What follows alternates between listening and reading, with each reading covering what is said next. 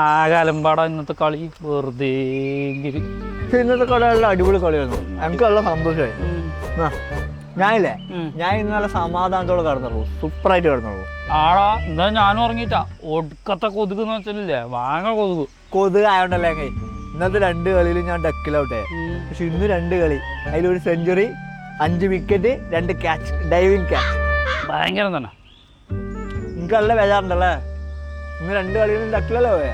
അവനൊറ്റടാ ആ നാറി സന്ദീപില്ലേ, വെറുതെ ഓടിയിട്ട് റൺഔട്ടാക്കി നാറി. എനിക്കൊരു കാര്യം അറിയാം, ഈ സന്ദീപില്ലേ, അവരോട് ഞാൻ കുറെ കൊല്ലം മുമ്പത്തെ പ്രതികാരം ഇന്ന് വീട്ടി. എന്ത് പ്രതികാരം?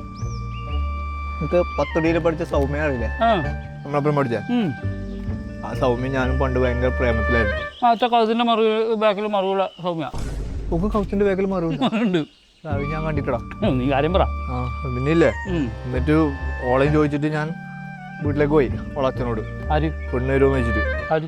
ഞാനേ. എന്നിട്ട് അമ്മ മൊണ്ണ തന്ത പറയണ്, പണിയില്ലാത്തവന് പെണ്ണ് കൊടുക്കൂല, ജോലിക്ക് പോടാന്ന്.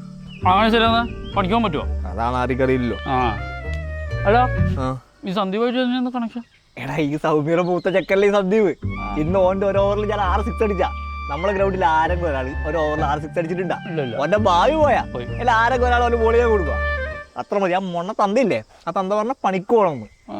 ഓൻ്റെ ബായു പോയി. ആ പ്രതികാരം ഞാൻ വീട്ടിൽ നിന്ന് നടക്കൂല. അത് പക്ഷെ നിനക്കൊരു സന്തോഷാർത്ഥി കിട്ടിട്ടാ.